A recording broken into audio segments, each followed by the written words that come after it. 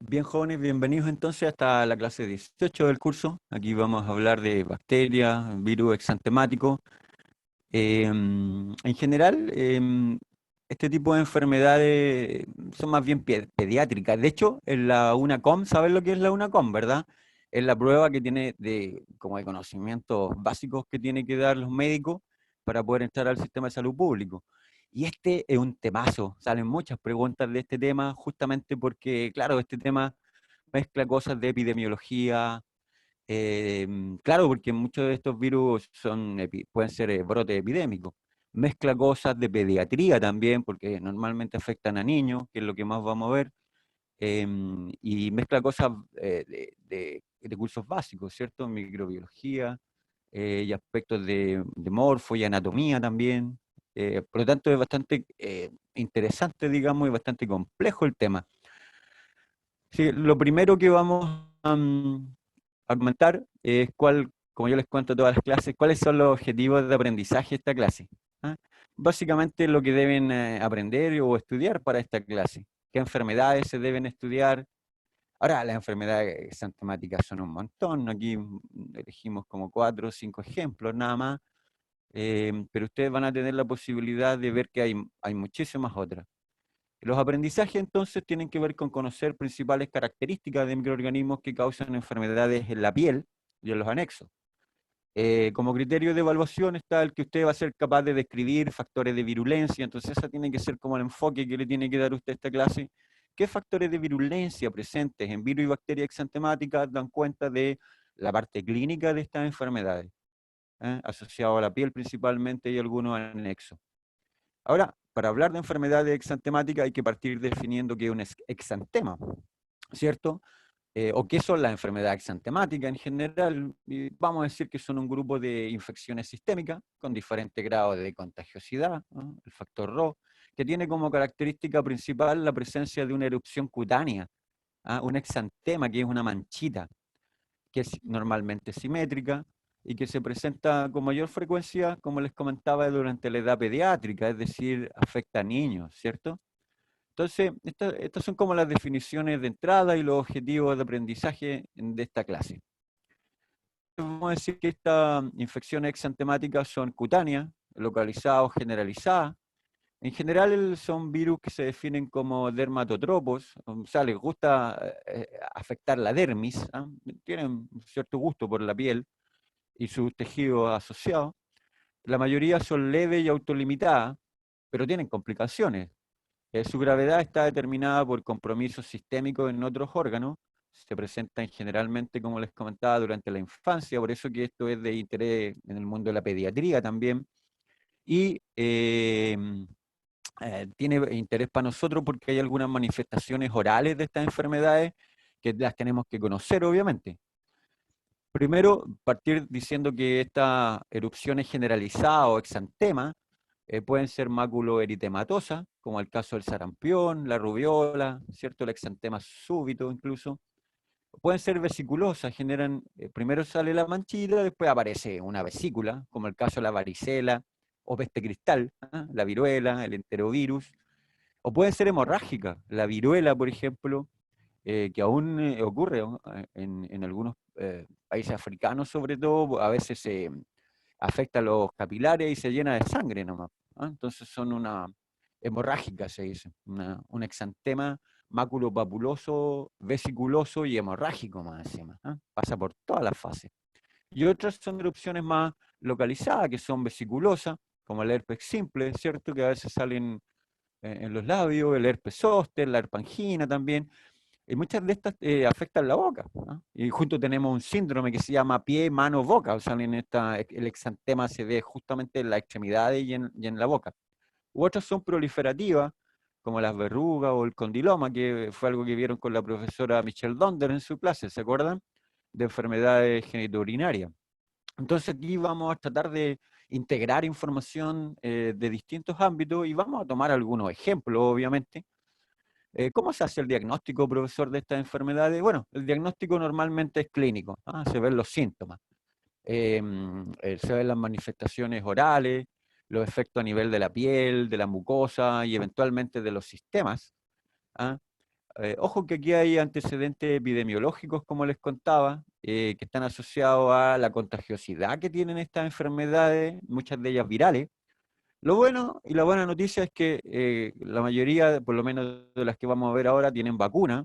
Dependen de los viajes, del tiempo de contacto. ¿Ah? Si una persona anda viajando en un país que tiene alta incidencia de estas enfermedades, probablemente va a tener que vacunarse.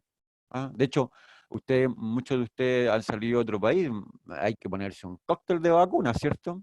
Porque muchas de estas enfermedades, si bien en Chile están relativamente erradicadas, hay otros países donde son como la norma, digamos. Ahora también se pueden hacer diagnósticos diferenciales, exámenes de laboratorio, PCR, exámenes serológicos, etcétera, anticuerpos y eventualmente se pueden hacer hasta cultivos. ¿Ah? Los tratamientos van dirigidos no solo al paciente, ¿ah? Van dirigidos también a los contactos del paciente. De hecho, yo tuve, no sé si suerte o mala suerte, pero tuve varicela, peste cristal, tuve sarampión, hasta paperas me pegué. ¿Ah? Ustedes son una generación bastante privilegiada en ese sentido. Pocos de ustedes tal vez han tenido estas enfermedades. Mi generación por lo menos las vivió casi todas. ¿Ah? Es más, se hacían fiestas del sarampión, fiestas de la varicela, ahí porque un niño le daba y claro, la papera, por ejemplo, es algo que si te da de adulto te puede generar mucha repercusión. Entonces, normalmente los papás prefieren que los niños se contagien cuando son pequeñitos, ¿cierto? Y de ahí surgió un poco la idea de hacer estas fiestas, ¿no? Hay un capítulo de Los Simpsons ahí que está dedicado a ese tema. Eh, ya, y como les contaba, ahí tienen una niñita, digamos, que tiene un exantema, miren, pero ahí tiene unas vesículas también, ¿la ven? Aparece la manchita, que son como islitas de mancha. Al principio aparece como una zona rosada nomás, luego aparece una mácula, digamos, con la mancha se acentúa, aparece una pústula, una vesícula. De hecho, ahí en el pechito de la niña, fíjense, tiene como unas vesículas, como una especie de verruguita. ¿Ah? Ojo que estas no son las verrugas que salen cuando uno le da por trabajar el fin de semana, agarra el chuzo, la pala para jardinear y le salen ampollas en las manos. ¿Ah? Estas son normalmente más pequeñitas, ¿ok? Y están asociadas a una enfermedad sistémica, ¿ok? Son distintas. Y aquí tenemos varios ejemplos, digamos. El sarampión, la rubiola, la varicela o peste cristal. Yo tuve, a ver, de esas primeras tuve sarampión y varicela. También tuve paperas, como les contaba. La rubiola me faltó. También está el exantema súbito, el eritema infeccioso. Los enterovirus también pueden generar, bueno, tenemos otra clase, ojo, de enterovirus y enterobacterias, pero hay enterovirus que también tienen manifestaciones que pasan por formación de un exantema. Y la escarlatina, que dentro de este grupo es la única que es generada por bacterias, ¿cierto? Y aquí está lo que les comentaba, miren, las etapas del exantema. Tenemos un eritema, que es esta manchita, ahí ya el niño de arriba ya está formando una mácula, digamos. Luego se puede formar una pápula, vesícula, una pústula también. Posteriormente hay una úlcera, se puede generar una costra en el caso de algunos tipos de estas enfermedades y finalmente puede quedar una cicatriz cuando esta costra se cae. ¿Ah? Por eso es que antiguamente la gente que tenía viruela, por ejemplo, y lograba sobrevivir a esto, le quedaba la cara como colador, digamos, llena de manchitas, ¿ah? Y de estos cráteres que era el lugar donde había surgido la vesícula y había evolucionado el cuadro clínico, que posteriormente esta costra se cae y deja entonces esta marquita. ¿Ah? Y ahí está, miren, el eritema al principio no es más que un rubor parejo en la piel, luego aparece la mácula, que son pequeños puntitos que se van enrojeciendo, la pápula, que es ya la elevación eruptiva, y una vesícula, que es una degeneración focal de la pápula que se empieza a licuar, ¿ah? Empieza a haber líquido dentro de ella. Ojo que esta pápula y el líquido se puede eventualmente contagiar con bacterias, y ahí es donde hay un tema, porque son infecciones virales la mayoría de ellas, pero a veces se termina tratando con antibióticos porque se infectan, los niños se llevan a las manos, a la carita, al cuerpo, se rascan y claro, las uñitas infectan con bacterias estas vesículas y eh, eh, eso puede generar otras consecuencias. La pústula ya es una pequeña elevación cutánea, pero que se llena de pus a veces, como les contaba, por las bacterias. Luego puede haber una úlcera, que es la necrosis epitelial de la pústula, porque todo esto es una cuestión que va evolucionando en el tiempo ahí en la piel del niño. Finalmente se forma una costra, que es la coagulación del contenido sanguinolento de la vesícula o de la pústula, que se comienza a secar y finalmente cae dejando una cicatriz, una marca sobre la piel, una vez que se sana esta lesión y pasa la enfermedad. ¿Ok? Entonces, estas son más o menos la evolución general que uno encuentra en este tipo de enfermedades exantemáticas. Las que vamos a ver nosotros en esta clase son varicela, rubiola y sarampión principalmente, y vamos a comentar algunas cosas sobre otras más. Así que empecemos. Yo tuve varicela, por suerte no fue un cuadro clínico fuerte. Recuerdo que estaba en camita, no me mandaban a la escuela, obviamente, o tenía la cara llena con estas manchitas que les comentaba. Y qué manera de tomar helado. Todas las tías que venían a verme ahí me traían heladito. Origina básicamente dos enfermedades. Este es un virus BZB, que es varicela zoster virus, por ahí viene, varicela zoster. ¿Por qué? Porque este virus neurotrópico origina normalmente dos enfermedades. Uno que es la infección primaria, que es la varicela o peste cristal, regularmente que es contagiosa, benigna, que genera un exantema vesicular generalizado, altamente pruriginoso. Yo no me acuerdo que me haya picado mucho, pero bueno, estaba tan chico que a lo mejor lo hacía y no me daba cuenta.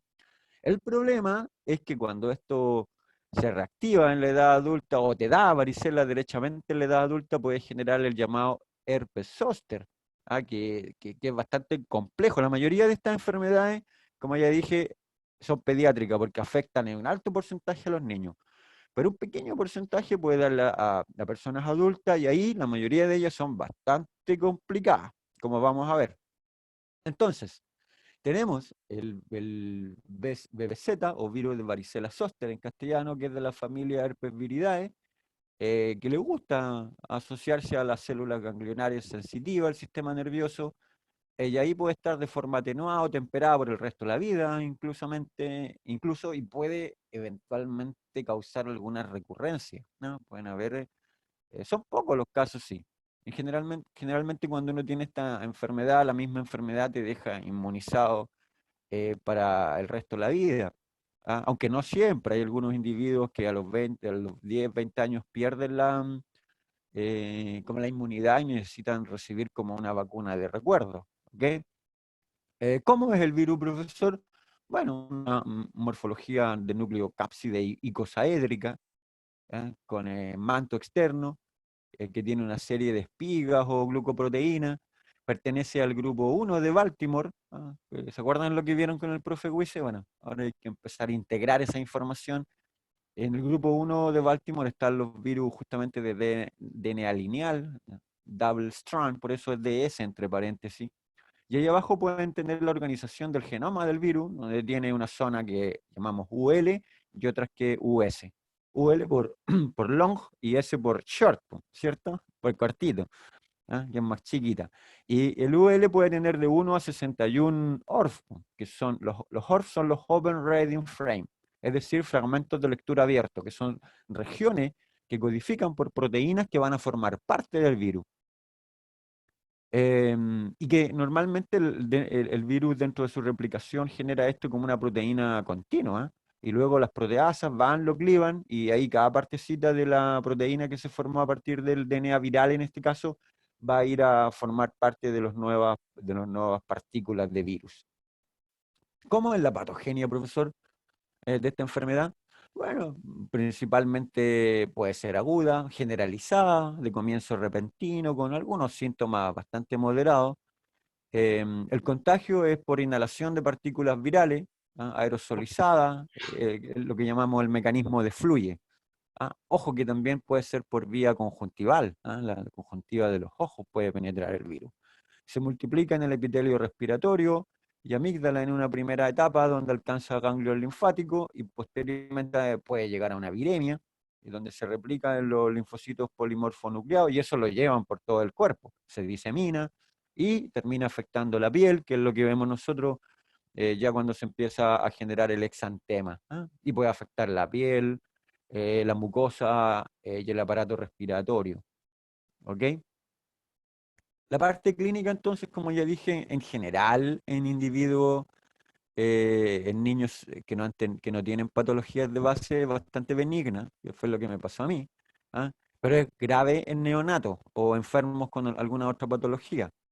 Los periodos de incubación de estas enfermedades son en general bastante largos, son hasta 14 días, un rango de días a 21 días, y el contagio dura desde 2 días antes hasta 5 días después de que aparecen estas erupciones o exantemas, en este caso. ¿Ah? Y esto es una enfermedad maculopapular, entonces, que dura unas pocas horas. Hay una erupción vesicular y luego, al principio, el contenido de las vesículas es claro y transparente, siempre que no se infecten con bacterias. Ojo con eso. Y como esto ocurre en niños, la posibilidad de que se infecten con bacterias las vesículas, el líquido vesicular, es súper alta porque los niños se rascan, pues se llevan las uñitas y nosotros sabemos que los niños son un problema, ¿no? Sobre todo aquellos que los tenemos, digamos, ¿ah? Que juegan con tierra, no se lavan las manos, se rascan, etcétera, etcétera. Las lesiones se pueden distribuir al azar y generalmente están aisladas unas de otras, son como islas. ¿Ah? Y tienen manifestaciones orales, pues las mucosas orales normalmente aparecen en una zona em, que está afectada y pueden ver al niño, digamos, cómo está afectado, están sus dientecitos sanos, pero tiene en la parte de la lengua, la parte de abajo, el paladar, también pueden aparecer algunas ulceraciones. ¿Ok? De hecho, este es un caso que no es muy común, ¿eh? Normalmente no, la varicela no presenta este tipo de manifestaciones en la mayoría de los casos, pero hay algunos. Aquí les presento un paper, el reporte de un caso donde se muestran manifestaciones orales de la varicela. ¿Ok? En adultos, y aquí es donde está el problema, la reactivación de este virus de la varicela puede dar origen al herpes zóster. ¿Ah? Estas son lesiones unilaterales que pueden afectar el lado izquierdo, el lado derecho, ¿ah? De un área de la piel que está inervada por un solo ganglio sensitivo, digamos. Y todas estas zonas de la piel inervada por un mismo ganglio es lo que llamamos el dermatoma. ¿Ah? Y las lesiones pueden ser indistinguibles, digamos, con las de varicela. Sin embargo, las vesículas del herpes zóster se agrupan sobre una base eritematosa y las varicelas son aisladas. Esa es la diferencia. Entonces ahí pueden ver una persona que tiene todo el lado, en este caso derecho, digamos, ahí en la espalda, digamos, por detrás del brazo, afectado con el herpes zóster. ¿Y cuál es el problema de esto, profesor? Que es muy doloroso, porque esto está generando problemas a nivel de los nervios. Entonces los nervios, hay una neuritis, una inflamación de los nervios, aparte, digamos, de esta manifestación en la piel, y es porque fíjense, en el ganglio de la zona dorsal, ahí quedaron en estado latente los virus, ¿cierto? De varicela y eventualmente pueden regresar por el mismo ganglio y afectar la piel, miren, y generar una vesícula ahí. Y esta reactivación puede darse de manera que afecta una zona muy particular del cuerpo, que es la que está inervada por el dermatoma, ¿cierto? Entonces, fiebre, malestar, dolor intenso del área de la piel inervada entonces por este dermatoma, ganglio sensitivo afectado, em, neuritis, dolor duelen los nervios que están afectados, inflamados también. Y obviamente el tratamiento aquí tiene que ser sintomático, principalmente dirigido a disminuir los dolores que tiene el paciente. ¿Ah? En general, a los pocos días van a aparecer vesículas según su localización. Puede hablar de zóster cefálico, torácico o abdominal, digamos. ¿Ah? De hecho, ahí un solo glúteo es afectado, digamos, que el que estaba, digamos, donde estaba en estado latente el virus, que posteriormente afecta los nervios que afectan o que inervan esa parte del cuerpo, digamos. Uno de los principales problemas, digamos, o manifestaciones a nivel inflamatorio es el afloramiento de estas vesículas, como les comentaba, que están asociadas o inervadas con estas fibras sensitivas. Por ejemplo, ahí vemos a una señora ya de edad que está afectada por herpes zóster, en este caso el quinto par craneal. De hecho, entre las manifestaciones orales podemos ver que se está afectada la mitad de la lengua, miren. Claro, porque es la zona que está afectada por el nervio, digamos, que forma parte de la reinfección.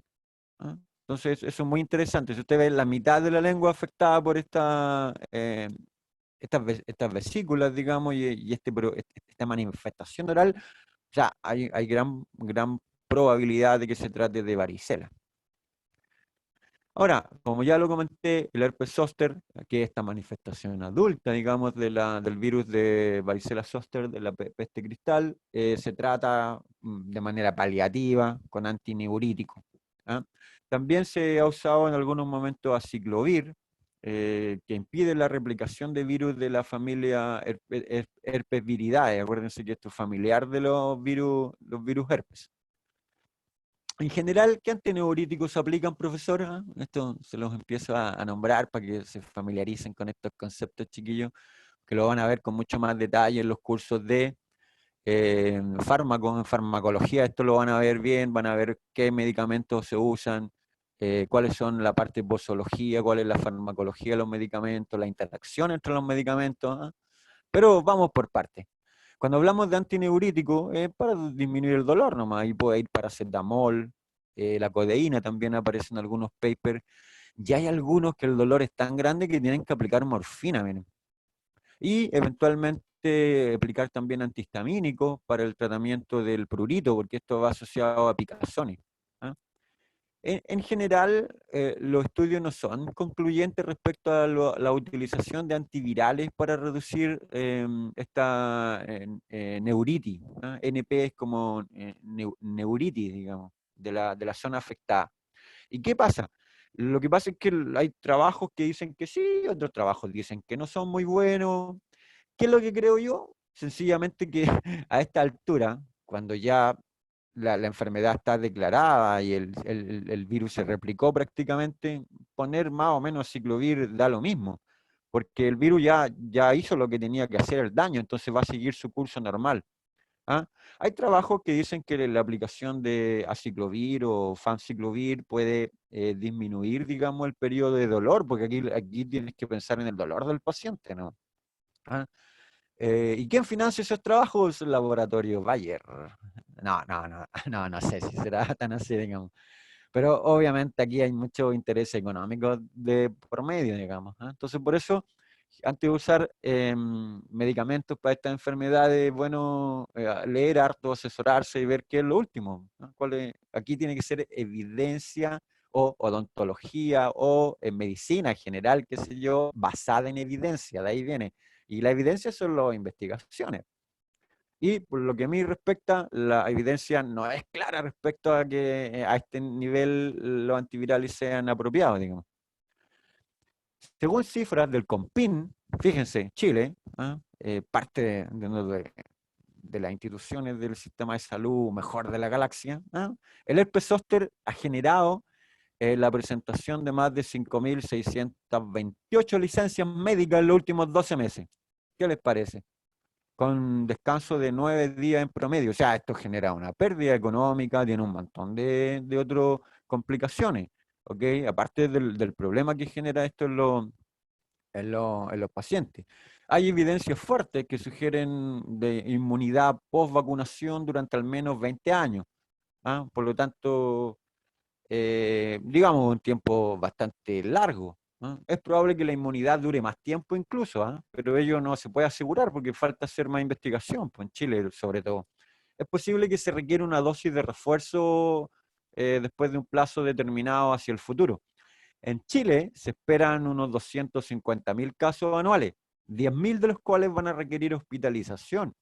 En general, 6 a 15 personas mueren al año en Chile y según las proyecciones de los resultados que vienen de estudios más hechos, digamos, de mejor manera en Estados Unidos y Europa, se espera que eso es lo que pasa en Chile.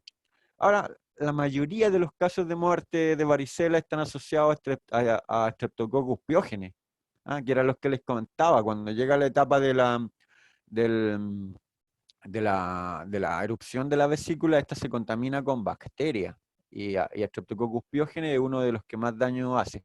Ahí les dejo un paper, chicos, afuera, abajo, ahí para que le echen un vistazo donde sale mucho mejor explicado la parte epidemiológica, que es un temazo hoy por hoy, por razones obvias, ¿cierto? Sobre todo en lo que respecta a virus.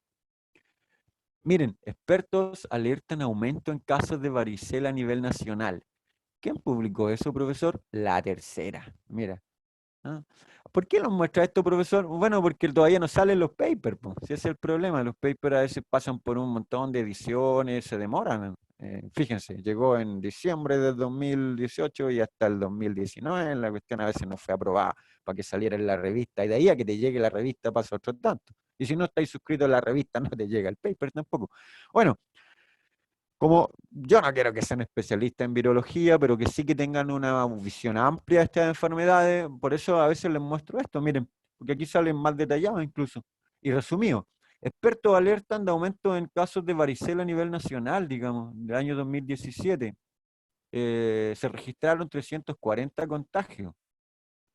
Pero profesor, esta varicela no es una enfermedad erradicada. No, bueno, esto nos demuestra que no está totalmente erradicado. De hecho, ha habido en los últimos años un aumento. En el 2017 se registraron 340 casos, pero era un 46% más que el año anterior, digamos, el 2016. ¿Por qué esta enfermedad no está en el plan de vacunas del país? Se pregunta en otro, en otra portal, digamos. A ver, no, pues no es otro portal, es de la Tercera también, pero que lo publicó hacia agosto. El de arriba en abril del 2017 y abajo el 14 de agosto del 2019, no alcanzo a leer bien, sí, creo que es 2018, 2019. Se estaban preguntando eso, ¿qué les parece? Lógico, porque cuando empiezan a aparecer casos, tú te preguntas, bueno, ¿por qué no están vacunando a la gente, po? ¿Ah? Y Chile cuenta con un destacado programa nacional de inmunización que ha sido elogiado en muchas partes del mundo. ¿Ah? Em, y sin embargo dice que hay una tarea pendiente, que enfrentar el problema de la varicela. ¿Ah? Entonces, esto que nos sirva un poco de como reflexión, o sea, aquí hay que estar constantemente haciendo tener una antena epidemiológica, estar viendo cómo se comporta el sistema de las enfermedades y luego proponer que el Plan Nacional de Inmunización sea modificado.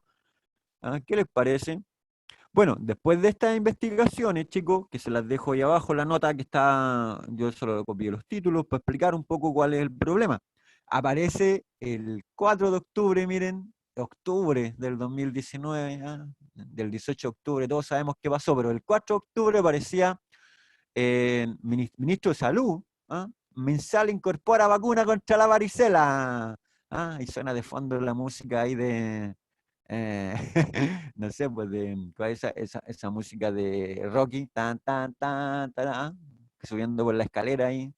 Claro, porque lo lograron los investigadores, pues esto fue un triunfo de los investigadores, de los científicos que trabajan en epidemiología en distintas universidades, que pusieron el grito de alarma de los casos, y obviamente el gobierno tiene que reaccionar a eso.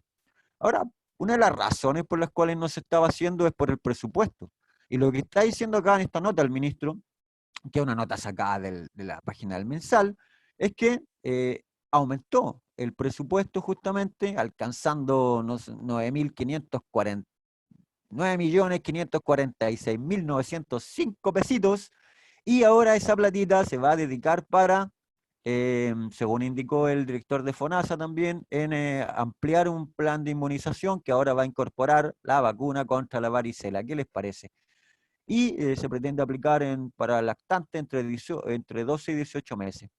Entonces, el gobierno incorpora entonces en el plan de vacunación para el 2020, ojo, esto fue la noticia del 2019, pero esto comienza ahora el 2020, la vacuna contra la varicela. ¿Qué les parece?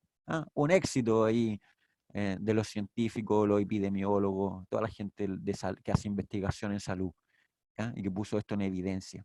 Según el MinSal, en el 2018 la incidencia de casos nuevos fue de 19 por 10.000 habitantes, que igual es relativamente alto, digamos. Por primera vez la vacuna contra esta patología estará en el Programa Nacional de Inmunización, será obligatorio y gratuito. Se aplicarán 2 dosis, una entre los 12 y 18 meses, la primera y la otra dentro de, a los 5 años de edad, digamos. ¿Ok? O sea, si alguien comienza este año, digamos, en el 2005 debería estar poniéndose el niño, digamos, ¿cierto? La otra dosis, la segunda dosis. ¿Ah? Ahí les dejo también la noticia para que la lean con calma y tengan un panorama más claro de la varicela. Ya, preguntas de varicela, porque con esta nota ya, con esta nota ahí termino. Hemos incluido en el programa del Nacional. No, le sale mejor al Kramer, chicos. Vean la imitación del ministro ahí, del Kramer. ¿Ah? Ya, entonces, si no hay preguntas, si no hay comentarios, ¿nadie de ustedes ha tenido varicela o sí? ¿Alguien ha tenido? Yo las tuve todas. Bueno, en general de mi generación, digamos, la gente de los 70 tuvimos muchas de estas enfermedades. Ya, paso a la otra entonces, que quiero comentarle. El sarampión, también llamado alfombrilla, también es una enfermedad en exantema eruptivo de tipo maculopapular, poco pruriginoso. El hombre es el único hospedero conocido de esta enfermedad.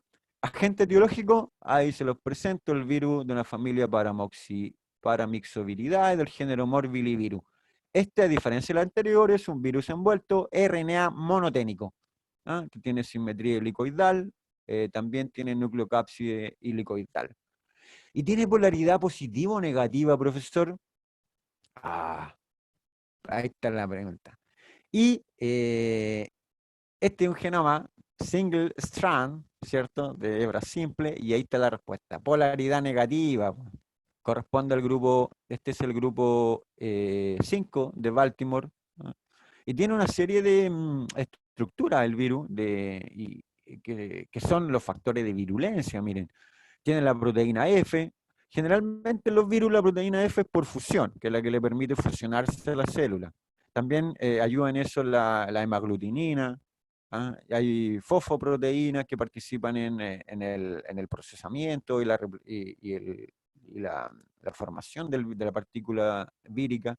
La nucleocápside, que es parte de la estructura, proteína M por matriz, etc. Y ahí les presento la estructura del virus del sarampión. Y aquí está un resumen, digamos. La hemaglutinina, neuraminidasa son glucoproteínas. ¿Se acuerdan? Esto está presente también en otros virus. Se designa como HN. En el caso de la gripe, ¿se acuerdan de la influenza? Era H1N1. ¿No? ¿Y cuál es la función de esta eh, eh, proteína, glicoproteínas, profesor? Bueno, son los lugar de unión a los receptores de células hospedantes, principalmente. También se ve la proteína F, que como les dije, permite la fusión, penetración y asociada a la hemólisis también. Entonces, ¿se acuerdan cuando en los objetivos decíamos el alumno tiene que conocer algunos factores de virulencia del agente patológico y relacionarlos con la parte clínica? Bueno, aquí están los principales factores de virulencia, ¿no? Obviamente que son parte del ciclo replicativo del virus y la estructura del virus, ¿no? Y de su capacidad de adhesión y de su capacidad de replicar dentro de la célula del huésped y que está asociado a el cuadro clínico. Ahora, en general, el sarampión tiene una serie de patogenias, pero ¿dónde entra? Entra por mecanismos de fluye, miren, principalmente. ¿Ah? ¿Dónde llega? Al epitelio respiratorio. De ahí afecta eventualmente los nódulos linfoides, digamos. ¿Ah? Y posteriormente puede pasar a la sangre, ahí en vasos sanguíneos, ¿cierto? En una viremia primaria. Y una vez que está en la sangre, ahí, bueno, puede llegar a la piel, donde forma este exantema, que es parte de la viremia secundaria. ¿Cuál es el problema, profesor? Bueno, que tiene algunas complicaciones, que son raras, pero que las tiene y ustedes tienen que conocerlas. Principalmente encefalitis grave o panencefalitis subaguda esclerosante. ¿Ah? Ese es el nombre como técnico de una de las principales complicaciones del sarampión. ¿Ah? Y ahí podemos ver una imagen, digamos, que está mostrando esta panencefalitis subaguda esclerosante, que es una complicación crónica típica del sarampión, de inicio retardado. Hay una infección. Cuando hay infección persistente por virus de sarampión, digamos, esto es una de las principales complicaciones. afecta o puede estar por varios años la célula del sistema nervioso central y después de algunos años reaparece la virulencia, ataca la célula del sistema nervioso central que le proporcionaban protección. ¿Ah? Se vuelve mala persona. Hay inflamación y puede haber muerte de la célula y por lo tanto puede llevar esto a un proceso neurodegenerativo. ¿Ah? Con todos los problemas que tiene un proceso neurodegenerativo. Entonces, ahí está el problema. ¿Y cuál es la situación epidemiológica? Bueno, uno de los principales países afectados en América Latina es Venezuela. Hay un montón de casos sospechosos y confirmados, una enfermedad muy contagiosa. La buena noticia es que es prevenible por vacuna, ¿ok? También en países africanos se ven bastante afectados, pero ahí es porque no tienen un sistema de salud tan bueno como el nuestro, ¿no? O que por lo menos no hay, digamos, una vigilancia epidemiológica y tienen pocos recursos para establecer programas de vacunación. Sí, ese es el tema ahí. Y las complicaciones pueden ir no solo asociadas a esta panencefalitis esclerosante subaguda que les comentaba, sino que puede haber laringotraqueitis, encefalitis, otitis, neumonía. Y ahí están los síntomas, ¿ah? Que pueden ser fiebre, conjuntivitis, estornudo. Esto en general ojo, en personas adultas, estos síntomas pueden ser bastante más exacerbados, ¿ok? Que en niños. ¿Y cómo es la epidemiología y la clínica del sarampión, profesor? Bueno, en la parte que nos corresponde estudiar a nosotros, el periodo de incubación, ya les dije, en estos virus es bastante largo, día 12 días es harto tiempo. Aparece fiebre, unos 14 días hasta que aparece la erupción exantemática. Contagio, un mecanismo fluye, ¿ah? Son las gotitas, estornudo, contacto de saliva. Por eso cuando hay un niño en un jardín, es un foco, pero los niños comparten, chupan chupetes, se comparten dulces, comida, ¿ah? Comparten fomite, las maderas de estos jueguitos que usan de puzzle, toda la boca. Claro, ahí está también el mecanismo de contagio. Y en este periodo prodrómico, que se llama, 3 a 4 días dura y aparece coriza, en el fondo en romadizo, ¿ah? una, una mucosidad de todo el sistema nasofaringeo, tos seca, cefalea. Y una de las cosas que usted lee, que para la carrera es importante, es que uno de los signos patognomónicos. ¿Qué es un signo patognomónico, profesor? Es un signo o clínica característica, digamos, de una cierta enfermedad. Son las manchas de Koplik que aparecen en la mayoría de los casos cerca del área del segundo molar. Y estas famosas manchas de Koplik son como granitos de sémola, ¿no? Ahí asociados por dentro, digamos, de la mucosa oral frente al segundo molar, que son, o sea, si usted ve eso, este niño tiene sarampión. No hay otra opción porque no hay otra enfermedad que genere esto, ¿no? Y hay un periodo drómico que dura 5 a 7 días, donde es propiamente tal la erupción maculopapular, que es un periodo muy contagioso dentro de la enfermedad. Ahí están las definiciones: el prodrómico o periodo ventana, el periodo de tiempo que transcurre desde el contacto con el microorganismo hasta que aparecen los primeros síntomas. ¿Ok? ¿Cuáles son las manifestaciones orales del sarampión, profesor? Bueno, generalmente hay aquí una lengua soburral, una lengua sucia, digamos, con un biofil blanco amarillento, una mucosa enrojecida, generalmente con un punteado fino de color rojo en el paladar, y estas manchitas de Koplik que, como ya dije, son como granitos de sémola, finas ahí al frente de los molares inferiores, y que son el signo patognomónico del sarampión. ¿Cómo evoluciona esto, profesor? Bueno, en general hay un periodo de resolución del exantema. A los 5 días de erupción cutánea empieza a ceder y regresa como en el mismo orden en que apareció.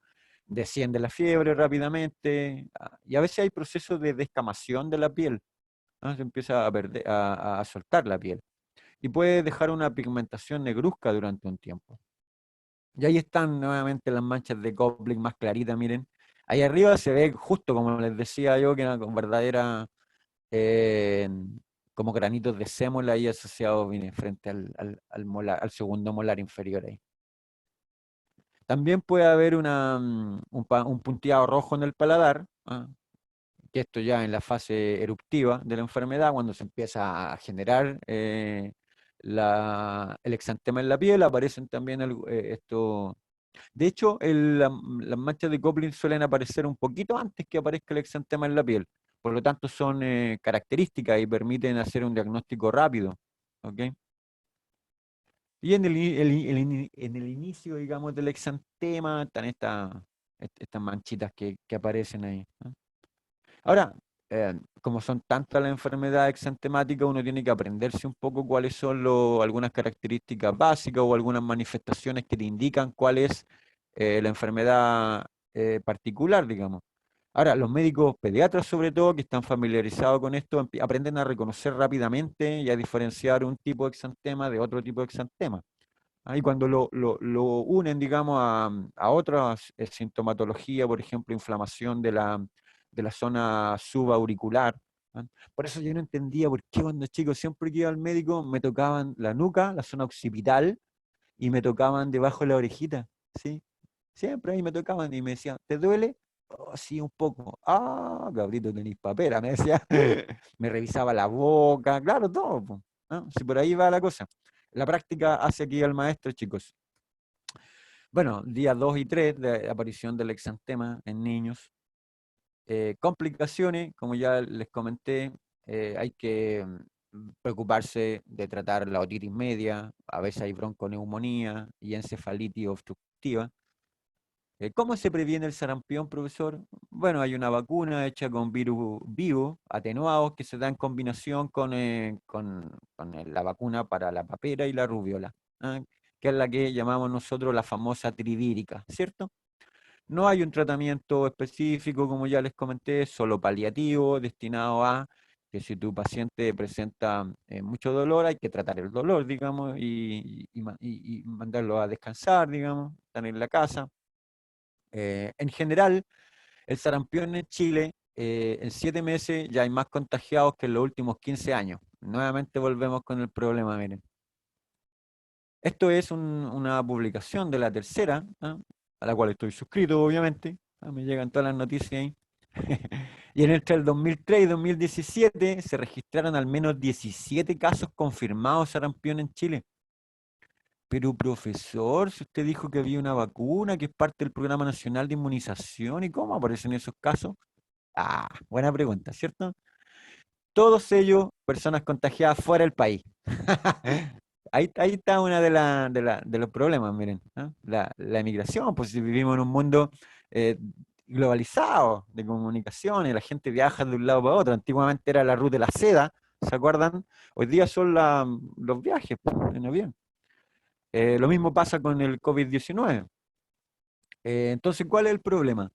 Que en Europa, por ejemplo, los casos de sarampión también están a punto de duplicarse. De hecho, países como el Reino Unido, Grecia, Albania, República Checa, están presentando cada vez más casos.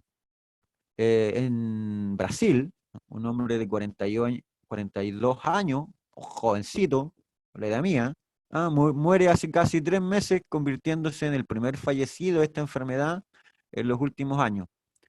Y no estaba vacunado, po. Ahí hay otro problema.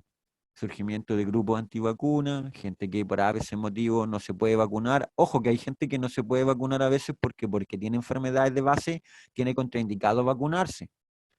¿Qué es lo que hay que hacer en ese caso, profesor? Bueno, vacunar a toda la familia, pues, para hacerle un efecto paraguas ahí, ¿cierto? Un efecto rebaño, también le llaman los epidemiólogos. ¿Cuál es la razón principal entonces por la cual la gente se está enfermando? Es una respuesta, una pregunta compleja, y por lo tanto la respuesta es compleja. Ya vimos dos factores, ¿cierto? Inmigración, problemas de gente que no se vacuna, etcétera.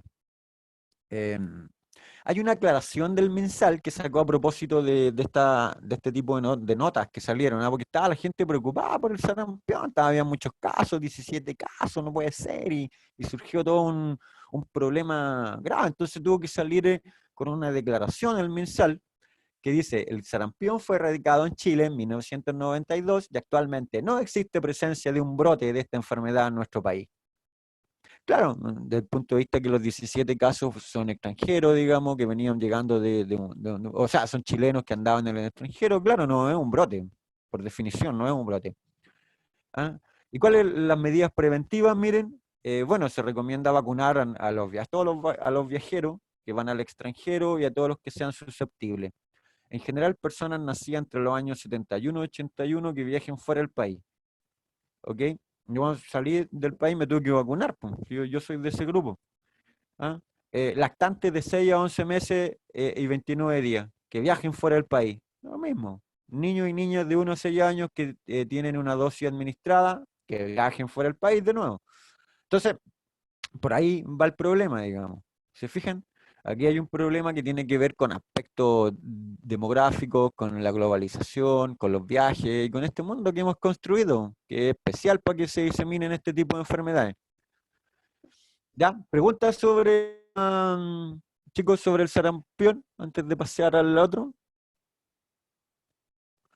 ¿Alguno de ustedes ha tenido sarampión? Pregunta. ¿Alguno de los que está escuchando? Yo esperaría que no, ¿cierto? Ustedes son, y lo he dicho varias veces, una eh, generación privilegiada justamente porque nacieron en la era de las vacunas. Pues muchos de nosotros no teníamos la posibilidad, nuestros abuelos, nuestros padres. En Chile el sarampión fue una epidemia durante mucho tiempo, digamos, hasta que comenzó el programa de vacunación que permitió erradicarla prácticamente en 1992. Y la mayoría de ustedes son incluso posteriores a esa fecha, ¿cierto? Ya, sigamos entonces. La rubiola, otra enfermedad infecciosa viral de la infancia, caracterizada por una erupción difusa, ¿cierto? Pequeñas máculas puntiformes que siguen un patrón parecido al que comenté al inicio. A veces se puede asemejar, ojo, al sarampión y a la escarlatina también. ¿Qué importancia tiene, profesor? Bueno, porque la infección en mujeres embarazadas durante los primeros 6 meses, entiéndase el primer trimestre del embarazo, digamos, puede producir aborto espontáneo, amortinato, anomalías congénitas, y ahí no está el problema. En general, en la rubiola, en niños, no, vuelvo a repetir, que no, el niño no tiene una enfermedad a mí me dieron todas estas cuestiones cuando era chico, pues yo no tenía ninguna enfermedad de base, entonces las pasamos, digamos, y según entiendo estoy inmunizado, porque me contagié con estas enfermedades. Ahí más encima me vacunaron, ¿cierto? Em, pero ojo, en personas inmunodeprimidas esto puede generar problemas graves. ¿Cuál es el problema del virus? Que traspasa la barrera placentaria y puede infectar al feto, digamos. Ahí les presento al virus. El virus rubiola tiene glicoproteína también. La mayoría de estos tienen nucleocápside icosaédrica. En este caso es ARN también. Y tiene una bicapa lipídica externa. Familia Tobacillidea, género Rubivirus. Este es un genoma de RNA single strand también, pero de polaridad positiva, que corresponde al grupo 4 de Baltimore. Se inactiva bastante rápido con solventes orgánicos, lípidos, tripsina. En general, em, cuando tienen envoltura lipoproteica, los solventes orgánicos de lípido inactivan el virus, ¿cierto? Que es lo que pasa con el COVID-19, tiene una membrana externa que los detergentes la disuelven, ¿cierto? Lo mismo pasa acá, digamos. También es súper sensible a la luz ultravioleta, el pH, el calor, etc. Ya, pero vamos a lo importante, la patogénesis. ¿Cómo es la replicación? Bueno, esto se replica, bueno, primero parte por contagio mecanismo de fluye, ¿cierto? A partir de otra persona que eventualmente está enferma. El virus ataca la mucosa de la superficie pulmonar, digamos, tejido respiratorio, va a los nodos linfoides, luego hay una viremia primaria, ¿cierto? Y una viremia secundaria que puede pasar a la placenta, al feto, y ahí producir defectos congénitos. Y en la piel, digamos, lo que conocemos como la rubiola propiamente tal. El reservorio del humano se transmite a través del sistema respiratorio, ¿cierto? Tos, estornudo. En general, estas enfermedades son de fines de invierno, comienzo de primavera. El contagio son 10 días antes del exantema hasta 15 días después del exantema, o sea, son muchísimos días que el niño puede estar contagiando. ¿Ah? Y eso es uno de los problemas de este tipo de enfermedades. Y la incubación dura 18 días. En general, el rango puede ser de 12 a 23 días. Es bastante largo, digamos. ¿Cómo es la clínica de la rubiola? Bueno, el prodromo hay fiebre de poca intensidad, febrículas normalmente le llaman los especialistas. Los síntomas en general son leves, hasta un 50% incluso son subclínicas. Y ahí es donde está el problema, po. Como son subclínicas, los niños siguen yendo al jardín, contagian a los compañeritos y algunos de los compañeritos puede que tengan una enfermedad de base y ahí se nos complica el asuntito. Sintomatología, 1 a 2 días con fiebre, malestares generales, linfadenopatía auriculares. Ahí está, po, por eso me tocaba debajo de la orejita el médico, ¿se acuerdan que les conté? Miren, linfadenopatía auriculares. Suboccipital, ahí está, po. Escasas manifestaciones bucofaringeas o nasales. El exantema maculopapular surge a los 14, 17 días post-exposición.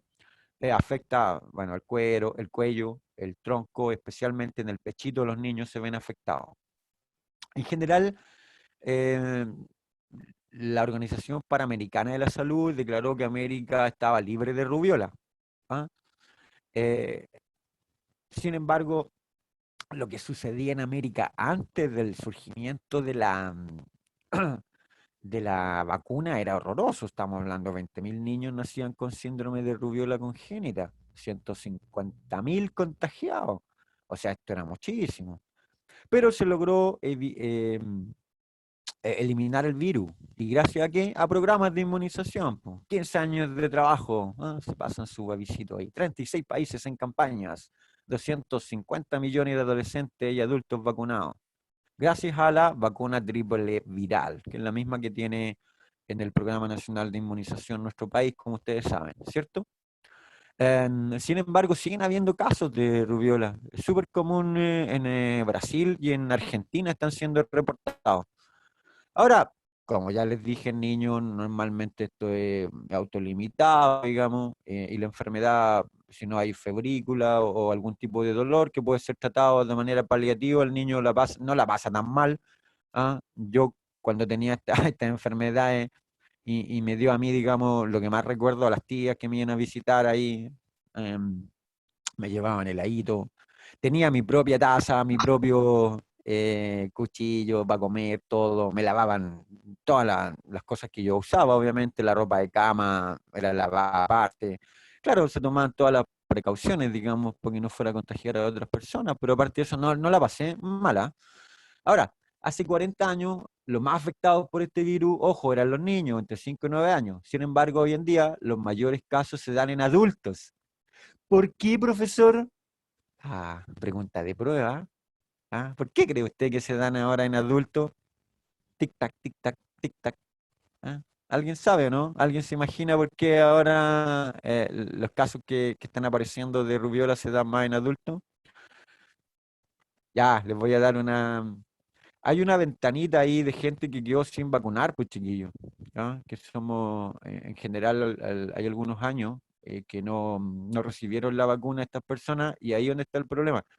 Que hoy, las personas que no se vacunaron, muchas de ellas mujeres, están ahora a lo mejor teniendo familia, teniendo hijos. Y acuérdense que uno de los problemas de esta enfermedad es la rubiola congénita, que afecta, que puede producir mortalidad neonatal, infantil, digamos, y parto prematuro, bueno, un montón de problemas asociados, digamos, a la rubiola congénita, ¿ok?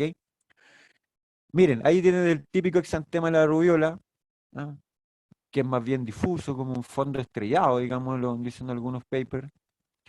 Y aquí está lo que les comentaba, miren, el virus rubiola pasa, afecta al feto, puede producir daño fetal, ocasiona aborto, mortinato prematuro, anomalías visibles al nacer, hay mayor riesgo a menor edad gestacional, obviamente el primer trimestre del embarazo la mujer tiene que cuidarse absolutamente de no visitar ningún pariente que tenga rubiola, ¿cierto? Alteraciones en rubiola congénita, miren, ahí están mejor explicadas. Catarata, sordera, ¿ah? Problemas cardíacos, problemas neurológicos, incluyendo microcefalia, retardo mental, con todos los gastos enormes, en lo económico, en lo emocional, en los gastos de salud que todo esto tiene. Entonces, vale la pena, digamos, sobre todo vacunar a mujeres en edad, bueno, o que están en la espera, digamos, o que piensan quedar embarazadas. ¿Ah?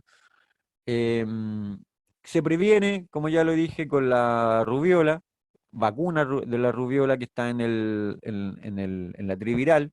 Esta vacuna contiene virus vivos de una cepa que fue aislada y que se incorpora aquí. Una eficacia bastante buena, 95%. Y el esquema son 2 dosis, una a los 12 meses y la otra aplicada en primero básico. ¿Qué les parece? Sin embargo, miren, el brote de las enfermedades que iban en retirada. Varias patologías que parecían estar desaparecidas en Chile han vuelto a repuntar en los últimos años. ¿Ok? Y eso incluye brotes que tienen ciclos, digamos. Los brotes tienen ciclos y los sistemas de vigilancia obviamente tienen que, como objetivo, generar alertas a nivel nacional, internacional. ¿Ah? Entonces, conociendo lo que pasa en el escenario internacional, uno se prepara para reaccionar lo más rápido posible. Si se detecta un brote en Argentina, bueno, hay que poner ahí límite, pues hay que echar a andar una serie de medidas. Lo importante es estar preparado y tener un eficiente equipo de respuesta para lograr contenerlo, dijo Solana Terrazas, que era la jefa de la de División de Planificación Sanitaria de Subsecretaría de Salud, que en buenas cuentas son las divisiones de investigadores y especialistas que asesoran al ministerio para tomar todas estas medidas que se están tomando, digamos. ¿Ok? Ese problema es que cuando el ministro o el político que cachan a nada de esto se arranca con los tarros. Generalmente hay equipos de asesores que son los que están detrás y que ah, a veces hay algunos que tienen más influencias que otros, le dicen, pucha, ministro, déjese de hablar tontera, mire que esto es grave. Y ahí es cuando los políticos empiezan un poco a cambiar el discurso. ¿Ah? Uno de los problemas justamente que han tenido en Brasil, justamente la mala asesoría que han tenido los ministerios. Y lo otro es que el propio presidente Bolsonaro ha hecho oídos sordos, digamos, porque él parece que tiene otros intereses ahí. De hecho, destituyó a uno de sus ministros, que era como el más de salud, digamos, que era como el que más se manejaba. Entonces, ahí está el problema. ¿Ya? Ya, chicos, ¿alguna pregunta con respecto a la rubiola entonces? Tenemos clarito, ¿cierto? Los signos, síntomas, el virus y cuáles son los problemas, ¿no? Y que está nuevamente en el grupo de enfermedades que está reemergiendo. Ya, voy a pasar ahora entonces a la escarlatina. De hecho, del grupo de enfermedades que vamos a ver hoy, de esta enfermedad exantemática, la escarlatina es la única que tiene etiología bacteriana, ¿no? Producida por un estreptococo beta hemolítico. Tiene una erupción consecutiva que pasa a faringitis estreptocócica, contagiosa y pruriginosa. Esta bacteria produce 3 toxinas, que son también las que confieren inmunidad, y transmisión es contacto directo o indirecto, que transmite la bacteria, que puede ser tos, ¿cierto? Y una de las características interesantes de estas manifestaciones es esta lengua aframbuesada, digamos. ¿Ah? Hay un exantema generalizado, hay descamación de la piel, miren.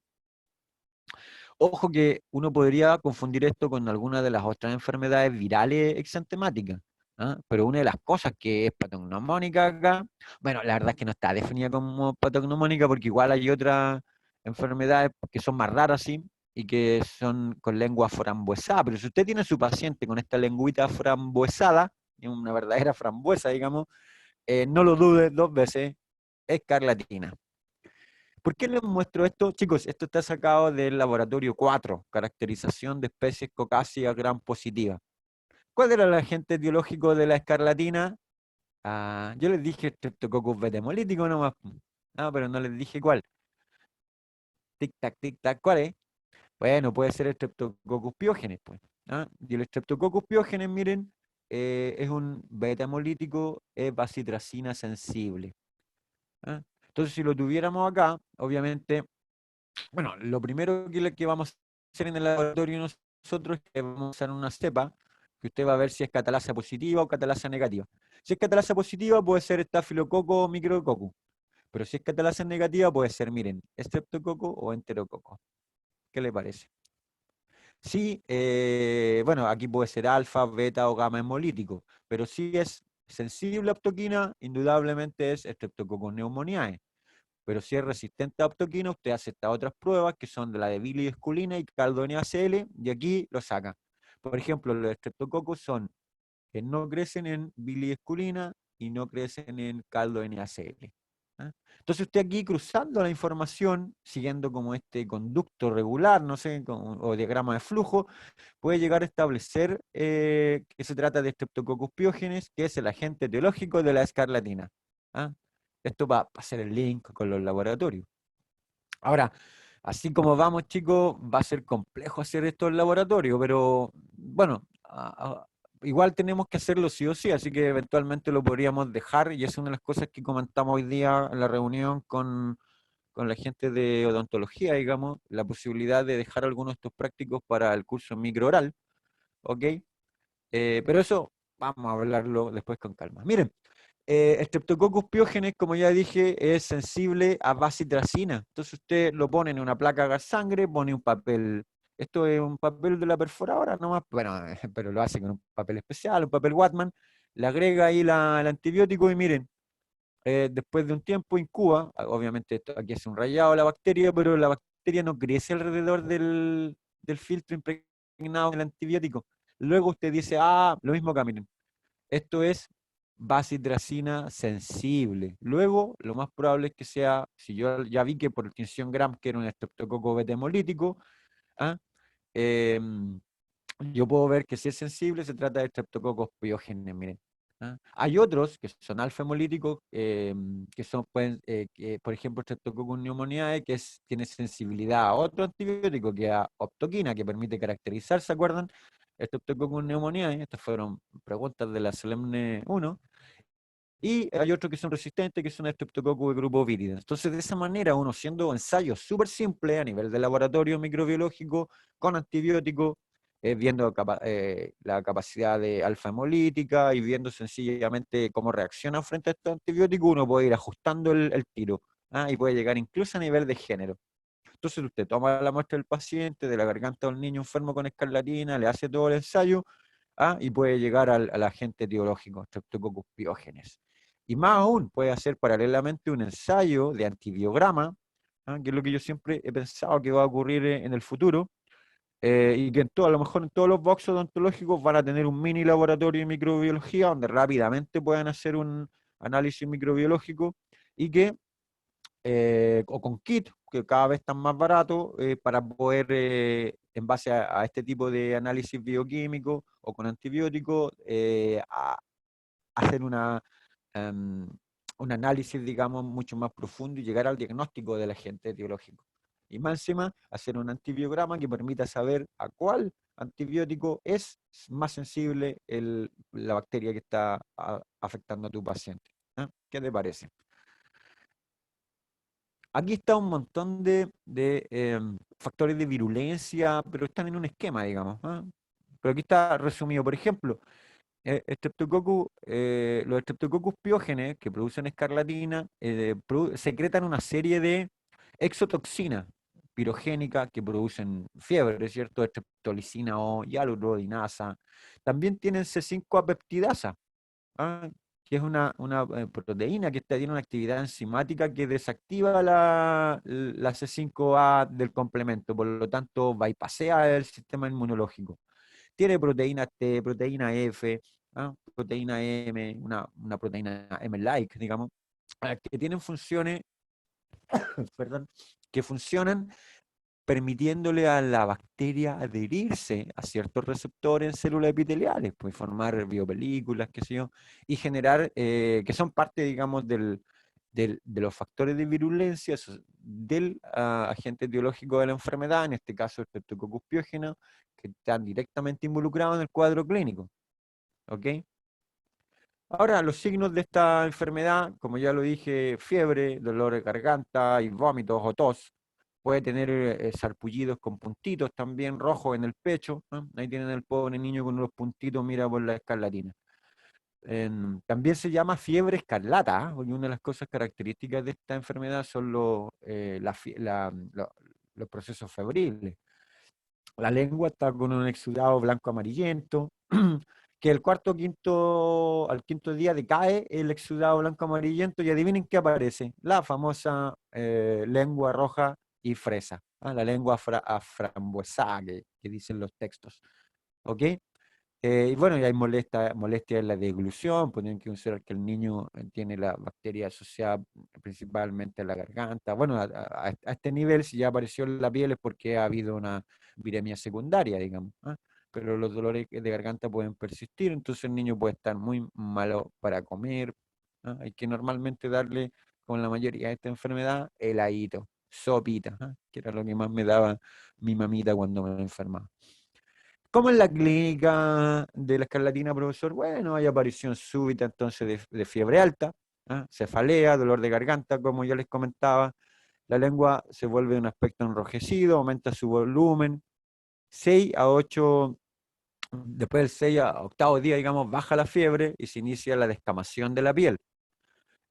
Ahora, dentro de la enfermedad exantemática es la única que requiere administración de antibióticos, obviamente, porque es producida por una bacteria, ¿cierto? Y sin embargo puede tener serias complicaciones, fiebre reumática, glomerulonefritis. ¿Y por qué, profesor? Bueno, porque las toxinas que produce esta bacteria matan, po, matan glóbulos rojos, se asocian al riñón, donde colapsan al pobre glomérulo que tiene que lidiar con todos los cadáveres de eritrocitos. Po. Ahí está el problema. La fiebre también, ¿por qué? Porque estos producen factores de virulencia que activan respuesta inmunológica, inflamación, interleuquina y todas las cosas que ustedes ya manejan, digamos. Signo patognomónico, según yo, digamos, en gran medida de la escarlatina en la lengua saburral, que después pasa a lengua con apariencia de fresa, miren.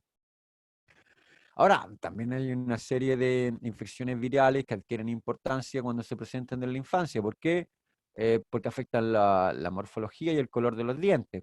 ¿Ah? Y la escarlatina no es una excepción también, siendo una enfermedad bacteriana. ¿Y por qué, profesor? Bueno, porque los antibióticos que normalmente les dan a los niños y el tratamiento causan primero alteraciones en la estructura del esmalte dentario y eso afecta el color, mira. ¿Ah? De hecho, tengo una porota chica aquí en casa que por otra enfermedad que tiene que ver con una cistitis que tuvo aguda, le dieron varios antibióticos durante mucho tiempo y claro, se le pusieron los dientes café también, ¿no? Que es algo que pasa mucho con los fármacos. Van a ver esto con más detalle en farmacología, ¿ah? Y el próximo semestre también vamos a darle un poco duro para que lleguen bien preparados a ese curso, ¿ok? Pero les dejo esto como para que lo tengan claro, o sea, ahí los medicamentos siempre hacen bien por una cosa, pero complican otras cosas. Entonces hay que tener clarito cuándo aplicar ciertos medicamentos. En este caso, no queda de otra. Una escarlatina si corre riesgo de llegarse a generar problemas complejos, digamos. Hay que aplicar antibióticos. ¿Ah? No queda otra, ya veremos cómo arreglamos o cómo se pasa esto de los dientecitos. Normalmente esto vuelve de manera natural a su color normal, digamos. ¿Ah? Puede dejar otra secuela, sí. Y pregunta de prueba, miren, esta está facilita, sí, po, después de lo que vimos, miren, erupción vesicular generalizada que se presenta con mayor frecuencia en la infancia. Bueno, hasta ahí no nos dicen nada, ¿cierto? Y que en edad adulta puede manifestarse con fiebre, dolor intenso y como recurrencia localizándose en el tórax, abdomen o cabeza. Bueno, ahí ya me dijeron todo. Po, ¿ah? Que puede haber, bueno, la recurrencia es típico de qué. ¿Ah? El cuadro clínico descrito probablemente es causado por, ya, alguien que encienda su micrófono ahí y me diga por dónde vamos. ¿Cuál es la respuesta correcta? ¿Se acuerdan, cierto? La recurrencia, esa palabra es clave aquí. La recurrencia es porque la persona tuvo la varicela cuando es chiquitita, ¿cierto? Exactamente, Josefa, es la A. Y estamos hablando de qué cuadro clínico? Herpes zóster, ¿no? Varicela zóster, ¿cierto? Entonces ahí tenemos virus varicela zóster, ahí está, que debería ser, a ver, veamos, pasemos a la siguiente diapositiva y debería, ahí está, muy bien. Ahí tienen una pregunta de prueba relacionada con esta clase, miren. ¿Ah? Como verán, no es compleja, hay que ver cuáles son las características fundamentales o generales de la enfermedad y tratar de acordarse algunos detalles que en la medida que uno los va estudiando se acuerda de ellos. Ya. Y ahora voy a ver un grupito chiquitito de enfermedades que también no son exantemáticas. La papera, que me trae muy lindos recuerdos. La pasé muy bien con la papera. ¿Ah? O parotiditis, digamos, son infecciones que afectan glándulas salivales, ¿ah? Que se pueden prevenir fácilmente, obviamente, con la vacuna. Algunas personas no presentan síntomas y cuando aparecen, generalmente están asociadas a las glándulas salivales, dolor, fiebre, aumenta el tamaño de las glándulas salivales porque se inflama, obviamente. ¿Cómo se contagia? Bueno, por vía aérea, tos, estornudo, mecanismo de fluye, por contacto con superficies contaminadas o fomites, que aparece el nombre que técnico, digamos, o por saliva, ¿cierto? Los niños se dan besos, comparten comida, bebida, y claro, ahí está el problema. Entonces basta que uno llegue al jardín con papera y después de unos días están todos los porotos chicos con papera. Desde 1 o 2 días antes de que las glándulas comiencen a inflamarse, hasta 5 días después puede ser muy contagioso. Y ese es el problema porque eh, antes de que aparezca el principal síntoma, que es la inflamación de las glándulas parótidas, el niño ya está contagiando a sus compañeritos, pasándole el chupete, jugando con las cosas. Y ahí está el virus, miren, familia para mixoviridad, como varios de los que hemos visto, este grupo 5 de Baltimore. En general son virus polimorfos envueltos, de aproximadamente 150 nanómetros de diámetro, no muy grande. RNA lineal de cadena simple y polaridad negativa, no está segmentado y hay un serotipo conocido. ¿Ah? La epidemiología de la papera, bueno, afecta de forma leve principalmente a niños, de 5 a 10 años, pero en adultos es complejo, puede complicarse con meningitis, orquitis, ovaritis, pancreatitis. ¿Qué es la orquitis, profesor? Es la inflamación de las gónadas masculinas, pues. ¿Y cuál es el principal problema que tiene en la etapa adulta? Que puede generar esterilidad, ¿ok? Por eso es de cuidado, digamos. Entonces, si te va a dar papera, mejor que te dé cuando eres chiquitito, de 5 a 10 años, suficiente como a mí, por ejemplo, ¿ah? Que me dio y lo que más recuerdo es, bueno, estaba en camita, pintaba mucho, me regalaban muchos lápices de colores, blogs, cosas para pintar, y que tomaba mucha sopita. Ya, ahí está, miren el virus. Presenta 8 proteínas, que son básicamente los factores de virulencia, obviamente, porque forman parte de la replicación y dan cuenta de la sintomatología o la clínica de la enfermedad. Eh, la proteína hidrofóbica pequeña, SH y M, participan en la formación de la envoltura viral. Sirve como, bueno, la proteína F, como ya lo dije, proteína de fusión. A la HN siempre significa hemaglutinina, neuraminidasa, ¿cierto? Y ayudan a la adherencia al virus. Por eso que es factor de virulencia, porque sin ese elemento el virus no se podría unir al epitelio, ¿cierto? Y hay otras proteínas también de la nucleoproteína que forma la proteína N, ¿ah? Nucleocápside, P es por fosfoproteína y L es por proteína grande de la polimerasa, la large, ¿ah? Que tiene que ver con la actividad de la polimerasa viral, porque este virus tiene su propia polimerasa, a diferencia de otros virus que usan la polimerasa del hospedante. No, estaba con paquete completo. ¿Ah? Ya, quedó claro, ¿no? La papera. Bueno, tiene manifestaciones orales patentes la papera, ¿no? Por eso que tengo que verla sí o sí con ustedes dentro de enfermedades exantemáticas. Ya, otra de las que es menos frecuente, ¿ah? En Chile hay súper pocos casos, pero uno nunca sabe, prefiero que lo veamos. Eritema infeccioso, también conocido como megaloeritema o quinta enfermedad, miren, causada por un parvovirus, ¿ah? Em, humano, que específicamente la cepa B19 tiene una cápsula icosaédrica muy resistente y este tiene DNA de hebra simple, single strand DNA de polaridad negativa. Aparece un sarpullido en la cara, después de varios días hay una erupción cutánea, facial, provocada principalmente de manera simétrica en las mejillas, se ve como si al niño lo hubieran abofeteado. ¿Ah? O sea, eso dicen los papers. ¿No? Síndrome de la bofetada, ¿ah?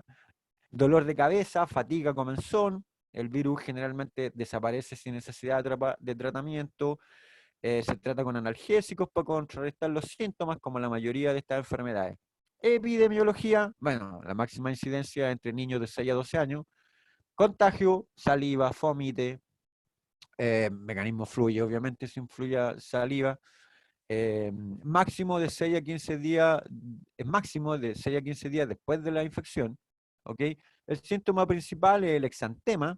De hecho, se ha dicho que para esta enfermedad, esto de la síndrome de la bofetada o doble bofetada, porque es como si al niño le pegaran una bofetada en los cachetes en la cara, ¿ah? Es como característico. Esto es del periodo prodrómico, asintomático o en general clínica leve. No tiene fiebre o tiene febrícula, es decir, cuadros de fiebre alternada, digamos, que no duran mucho tiempo, posible catarro leve también. Y está esta característica. Ahora usted no le va a decir a la mamá, mire, su niño tiene el síndrome de la bofetada. Pues eso suena feo. Usted le va a decir a la mamá, mire, este niño sufre de un eritema maculopapular simétrico en las mejillas. ¿Ah? No es una enfermedad como grave, normalmente los niños, entre paréntesis, sanos, vuelvo a repetir, que no tienen enfermedades de base, esto lo cursan sin graves problemas. Las complicaciones están en mujeres embarazadas nuevamente, que ahí afecta al feto, puede generar aborto, muerte fetal, trombocitopenia. Bueno, ahí el nombre clave es PTI, que significa púrpura trombocitopénica idiopática. Sí, oh, me acuerdo. Me acuerdo. Nombrecito, ¿eh? ¿Y qué pasa con esto, profesor? Bueno, eso es porque se está afectando la médula, porque este virus tiene un tropismo importante por la médula de los huesos largos, ¿no? Y ahí se producen los principales componentes del sistema sanguíneo, acuérdense, glóbulos rojos, ¿cierto? Plaquetas y todos los precursores de la célula sanguínea. El diagnóstico en general de esta enfermedad es clínico, por los síntomas y signos. Ahora, cuando hay duda, uno puede pedir un ensayo serológico de inmunoglobulina M específica para eritema infeccioso, ¿no? Bastante rápido. Ya ahí tienen, miren el gordito, qué rico, dan ganas de agarrarle los cachetes. No, ya parece que le agarraron los cachetes, miren. Se fijan, ahí se ve lo del síndrome de la bofetada, digamos, ¿no? Usted no se lo aprenda así, pues, ¿no? Digo, es una zona central peribucal que afecta el triángulo nasolabial, un eritema maculopapular simétrico en las mejillas. Ahora, este poroto chico está más feliz que yo, pues, ¿no? Preguntándole a la mamá ahí si puede ir a la... Lo que pasa es que a veces los niños, pese a tener esto, digamos, no se sienten físicamente mal y quieren hacerlas todas, y ahí donde uno los tiene que tener en la camita, ¿cierto? En general. En general digo, porque acuérdense que esto hay complicaciones. Ahora, en este caso, las complicaciones principalmente en embarazadas. ¿Cómo el calendario vacunación 2020? ¿Dónde están estas enfermedades exantemáticas, profesor? Ahí están, pues mire, enfermedades, justo las que hemos visto, mire, las tres víricas, sarampión, rubiola y parotiditis. ¿Qué le parece? Una a los 12 meses y la otra, que el programa de vacunación escolar, que va en primero básico, que es otra dosis de la trivírica. Ojo, hay países que en virtud de que están sufriendo resurgimientos importantes de esta enfermedad exantemática han puesto otra como a los 12 años. ¿Ah? Chile aún no llega a eso. Esperemos que no resurjan muchos casos como para no tener que hacer. Ya suficientes vacunas le estamos poniendo a los porotos chicos, pero bueno, es la realidad que nos toca nomás, pues chiquillos. Aquí hay una pequeña tabla donde traté de resumir. Ahí tenemos, miren, megaloeritema, parvovirus, una semana, no hay no hay sintomatología asociada a fase prodrómica. Ahí también, en características del exantema, niño abofeteado, maculopápulas en el tronco.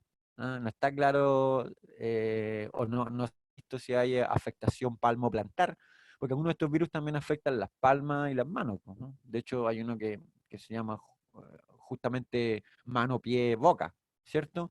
Y las complicaciones están acá abajo de esta enfermedad. Y bueno, ahí les dejo el resumen para que le echen un vistazo. También está la enfermedad de Kawasaki, que es generada por un superantígeno y también pasa por todo el cuadro exantemático que ya les comenté anteriormente, máculo, pápula, urticariforme. ¿Cuál es el problema ahí? Que no se sabe el origen. ¿Ah? O sea, se supone que hay un superantígeno que anda por ahí dando vuelta que genera la enfermedad de Kawasaki. ¿Ok? Tampoco se sabe cuál es el periodo de incubación. Lo que sí se sabe es que cuando ese superantígeno se expresa, aparecen una serie de síntomas que hacen que esta sea catalogada, digamos, desde el punto de vista clínico, como una enfermedad exantemática. Por eso aparece acá en esta tabla. En Chile tiene bastante poca incidencia, por eso no alcancé a pasarlo, digamos. Y aquí viene lo interesante, pues chiquillos. Miren, esta clase está asociada a una tarea. Los que quieran hacer esta tarea van a tener, pero esta tarea tiene instrucciones, sí, pues.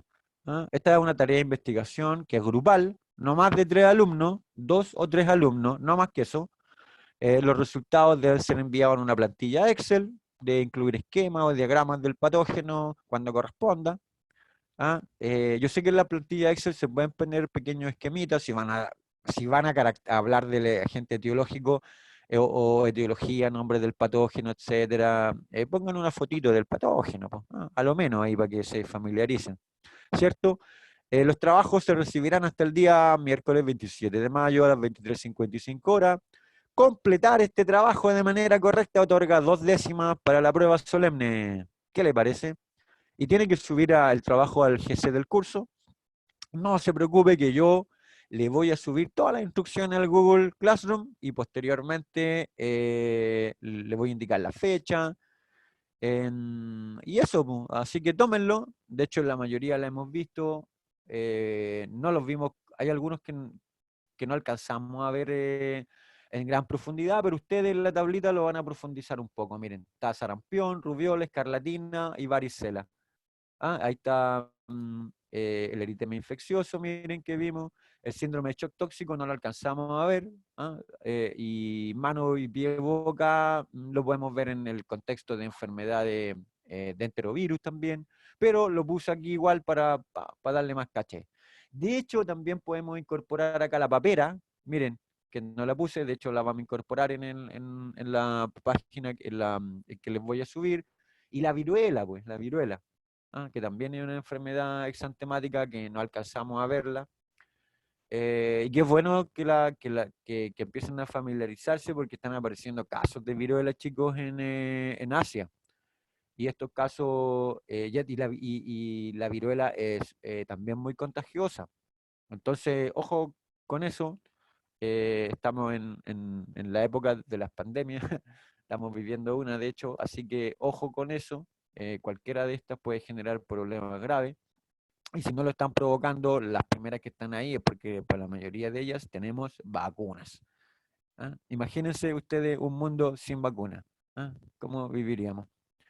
Ya, pues, eso sería. Gracias. ¿Y qué tengo ahí? Sí, cuando estás tratando de enfocar la preparación de la tinción Gram con el objetivo 100 por y te das cuenta que no le agregaste aceite de inmersión. Chicos, preocúpense de agregar aceite de inmersión cuando usen el objetivo en el laboratorio. Bueno, ya se los vamos a recordar en su momento. Eso sería. Muchas gracias. Si hay algún comentario, bienvenido sea.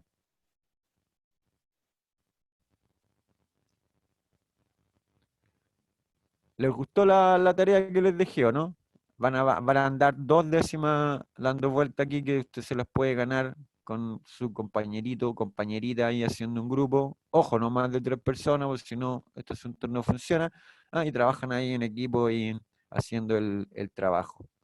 Una vez que terminen esta tabla, responden un par de preguntitas como parte del trabajo y estamos al otro lado. ¿Vale? De hecho, aquí no tienen más que sintetizar la información que ya les di sobre las primeras. De hecho, las primeras 4 enfermedades están prácticamente listas. Tienen que complementar, investigar algunas cosas como más específicas. ¿Qué cosas, profesor? Bueno, por ejemplo, vías de contagio, manifestaciones orales de cada una de ellas, complicaciones que puedan tener, que ya las vimos en las que alcanzamos a ver, digamos, el tratamiento. Y lo que no vi mucho para ella es prevención. Bueno, la mayoría de ellas se previenen obviamente con vacunación, ¿cierto? Pero también hay otras cosas que podrían eventualmente usarse en algunas. Así que les dejo la inquietud. hagan la tablita Excel. Yo les voy a subir, yo creo que dentro de los próximos, o mañana, les voy a subir la tarea más detallada para que la tengan en cuenta, ¿ok? Y ahí pueden ganarse 2 décimas y las tienen de reserva para su Solemne 2. Ya, chicos, no hay preguntas. Me despido entonces. Ha sido un gusto. Y nos veríamos mañana con otra clase que van a ser enterovirus y enterobacterias. Así que hasta mañana y nos vemos. Chau, chau. A ver, un momento, hay una... Buena, gracias, profe. A la Josefa le gustó la tarea, supongo, las 2 décimas. Ya, será por eso. Y después dice Coviruela 21, la nueva temporada. Esa ojalá que no, pues. Ya suficiente estamos teniendo con el COVID para tener Coviruela ahora. Ya, sería mucho, Agustín. Esperemos que no. Ya, chicos, nos estamos viendo mañana.